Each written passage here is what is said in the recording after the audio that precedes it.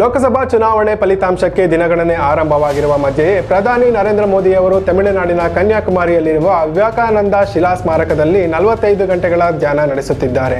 ಮೋದಿ ಅವರ ಧ್ಯಾನ ಶನಿವಾರವೇ ಕೊನೆಯ ದಿನಕ್ಕೆ ಕಾಲಿಟ್ಟಿದೆ. ಮೋದಿ ಧ್ಯಾನ ಮಾಡುತ್ತಿರುವ ವಿಡಿಯೋ ಸದ್ಯ ಹೊರಗೆ ಬಂದಿದ್ದು ಸೋಷಿಯಲ್ ಮೀಡಿಯಾದಲ್ಲಿ ಭಾರಿ ವೈರಲ್ ಆಗಿದೆ.